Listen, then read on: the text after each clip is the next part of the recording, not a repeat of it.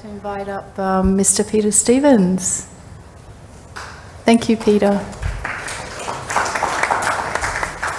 So I think whilst we're waiting for Peter to make his way up, I mean,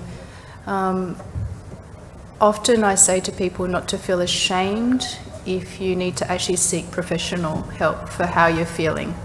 Counsellors can be fantastic, and GPs actually have a little Rolodex of counsellors usually that they can refer you to. Even it's just to provide that support and to help you rethink a situation so that you can get up the next morning and keep going. Peter, welcome. Come join us. How are you? I'm very good, thank you, Peter. So, Peter has kindly agreed to also share his story. And Peter also has a long-lived history of having to deal with chronic disease, which makes him uniquely adept at knowing how doctors can be confusing, knowing how to sort of find his way to the right people, and also what I think is actually understanding what he can do, what he has control over. So there's quite a lot that Peter's learned. I think I just want you to touch upon why you know what it means to be sick from a young age, and what you were diagnosed with before your amyloid. Well, I got rheumatoid arthritis at 16. Adult onset, they called it.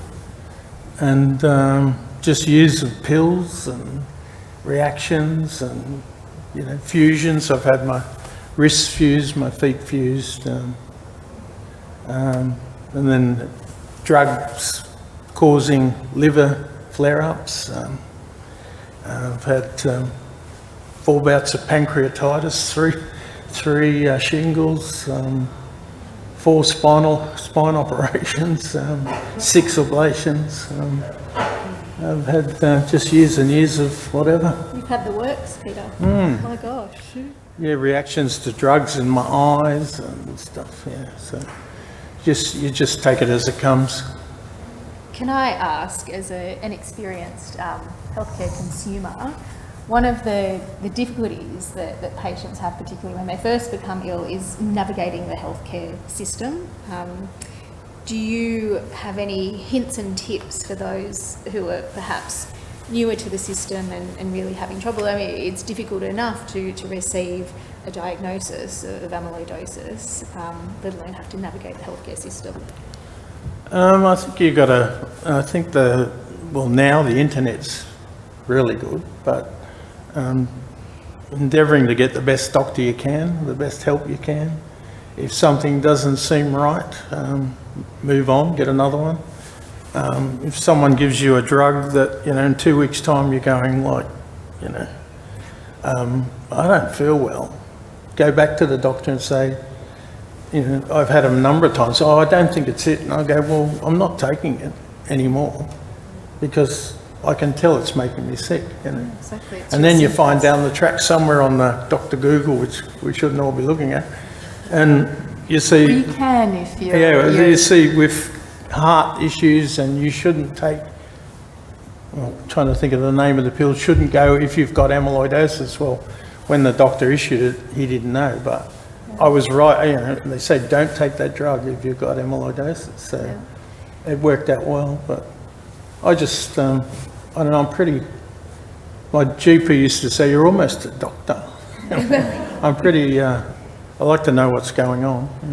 I think you raise a very important point of don't be afraid to ask questions of the system or, the medical or healthcare professionals who are making those decisions around your personal care. Well, at 18, I was going to a doctor at Bankstown for rheumatoid arthritis, and he was just a quack, I'm sorry, but in my opinion. And I said to the GP, I want to see somebody else, he's no good, No, he's quite good. And well, I don't think so. And I said, I want to see Dr. Champion at St Vincent's. And he, you want to go to Darlinghurst? Well, I want to go where the best doctor is. So I did. Fantastic. So I've been doing it a while. Yeah, speak up. it's all valid. It's you who are getting treated. It's your body. Who cares about egos and anything else like that?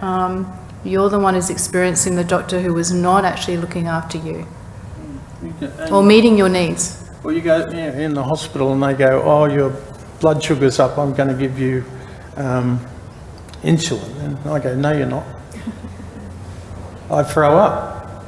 And, when you do it with a back operation, that's really bad. So I say, it's my body, you're not putting it in it. So It's your body and health, and you know yourself best. And a doctor, if it is truly that important to be on something, a doctor is going to tic-tac with you, So as long as there's communication, it's all open,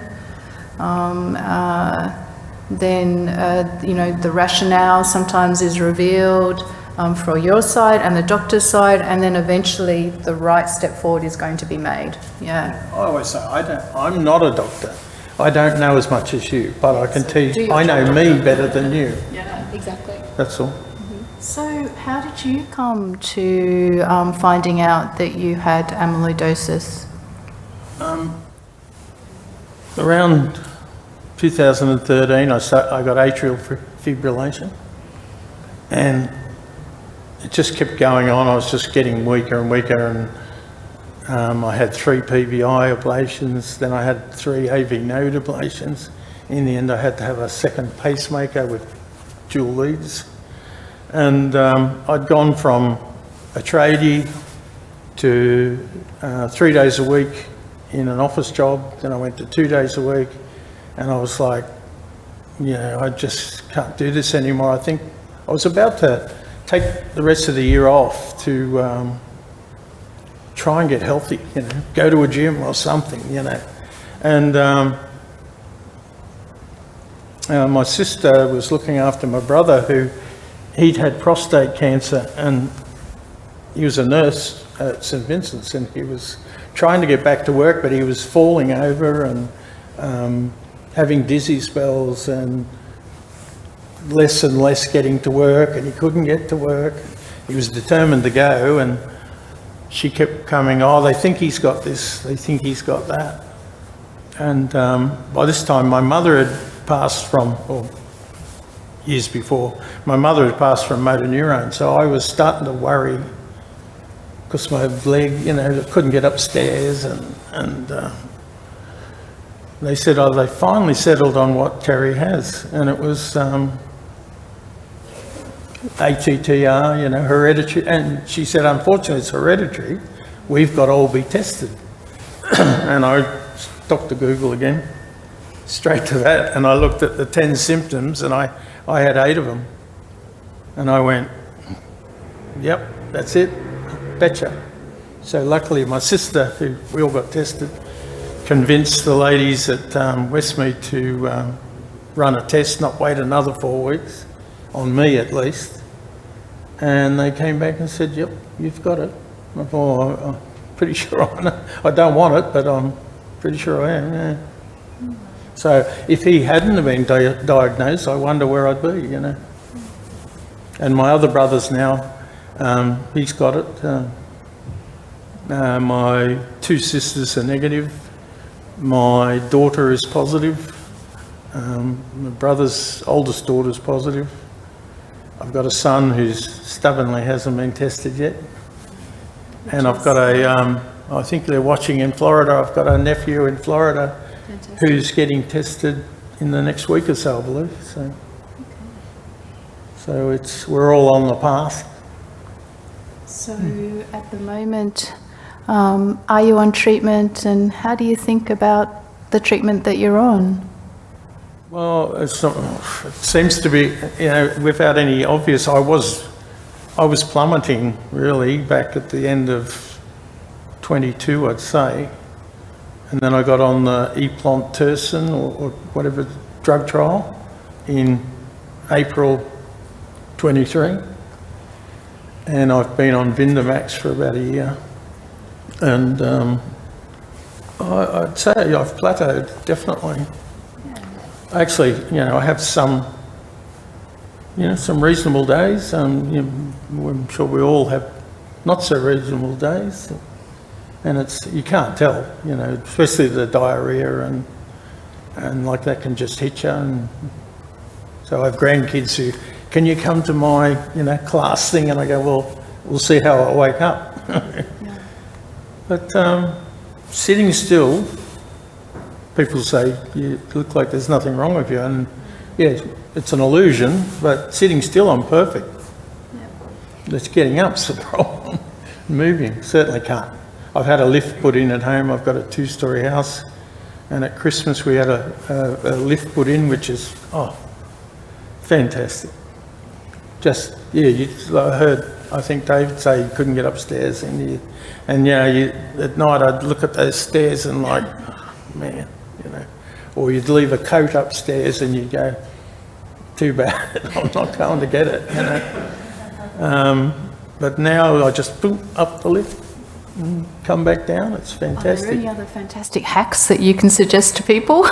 maybe I'm gonna get a lift in my house now. I'm getting a bit old, I think. Well, I'm a hands-on tradie sort of guy, so I'd already started putting some handrails around the place and at the front, and got one made and powder coated and bolted that in. And so I've sort of preemptively made the house a bit more suitable for me, but it's still. And Peter, can I ask, in addition to the medications that you're taking, which are great, what kind of non-pharmacological management or things are you doing to maintain your functionality, your health, quality of life? Not really. I try and eat reasonably well. I was losing weight, but then, which was, you know, I lost probably 14 kilos or something. I was losing, and it was going. And then I ended up in emergency because I had this terrible pain in the stomach, which I figured out, you know, I didn't think it was gastro, I thought it was nerve myself, but they tested and couldn't find anything. So the doctor said, go on, I went on Lyrica and steroids to try and beat it. And because anyway, I got a reaction to CT scan contrast. But the gastro guy, I told him, and he said, no, I think the Lyrica would be good for you. Because I already take so many steroids and all these other, you know, all these other prescriptions for my other ailments, let alone that. He said, no, that I think it'll be good. And since I started the 25 morning and night, well, the pain went, but the weight stopped losing, and I've actually put about 5 kilos back on. And I think it's that, like it may not be, but I have there's nothing else correlates to say why I suddenly started putting weight back on. Fantastic, it's good to hear.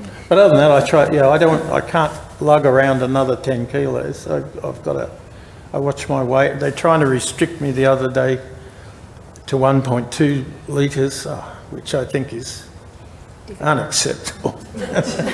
I just can't do it. Like 20 pills, you know, if you make porridge, there's two cups of liquid plus a cup of tea. There's 3 cups by 9 o'clock. Yes.